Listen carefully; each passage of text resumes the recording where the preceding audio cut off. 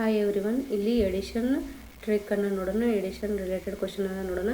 So ಇಲ್ಲಿ 4 + 44 + 444 ಇದೇ ರೀತಿ 4ಅನ್ನು ಇಲ್ಲಿ 10 ಸಾರಿ ಬರೆಯಲಾಗಿದೆ. ಸೊ ಈ ಥರ ಎಡಿಷನನ್ನು ಯಾವ ರೀತಿಯಾಗಿ ಈಸಿಯಾಗಿ ಮಾಡ್ಬೋದು ಅಂತ ನೋಡೋಣ. ಸೊ ಇಲ್ಲಿ 4ಅನ್ನು 10 ಸಾರಿ ಬರೆಯಲಾಗಿದೆ. ಸೊ 10 ನಂಬರ್ಸ್ ಇವೆ. ಸೊ ಇಲ್ಲಿ 1 to 10 ಅಂತ ಸೀರಿಯಲ್ ಪ್ರಕಾರ ಬರ್ಕೋಬೇಕು. ನೆಕ್ಸ್ಟ್ ಇಲ್ಲಿ ಎಲ್ಲವೂ ಸಿಂಗಲ್ ಡಿಜಿಟ್ ಆಗೋ ಹಾಗೆ ಮಾಡಬೇಕಾಗುತ್ತೆ. ಸೊ 10 ಅನ್ನೋದನ್ನು ಇದನ್ನು ಈಗ ಅದಕ್ಕೆ 0 ಅಂತ ಬರ್ಕೊಂಡು ಸೊ 1 ಕ್ಯಾರಿ ಆಗುತ್ತೆ. ಸೊ 9 + 1 10 ಆಯಿತು, ಮತ್ತು 1 ಕ್ಯಾರಿ ಆಗುತ್ತೆ. 8 + 1 9 ಆಯಿತು.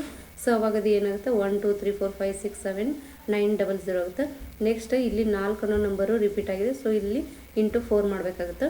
ಸೊ ಇಂಟು 4 ಮಾಡಿದಾಗ 4 9 3 8 2 7 1 6 00 ಆಗುತ್ತೆ. ಸೊ ಇವೆಲ್ಲವನ್ನು ಎಡಿಷನ್ ಮಾಡಿದಾಗ ಬರುವಂಥ ಆನ್ಸರ್ ಇದು. ಈ ರೀತಿಯಾಗಿ ಎಡಿಷನನ್ನು ಮಾಡ್ಬೋದು ನಾವು. ಅದೇ ರೀತಿಯಾಗಿ ಎರಡನೇ ಕ್ವಶನನ್ನು ನೋಡೋದಾದರೆ 6 + 6 6 ಪ್ಲಸ್ ಅಪ್ ಟು ಇಲ್ಲಿ 7 6ಗಳಿವೆ.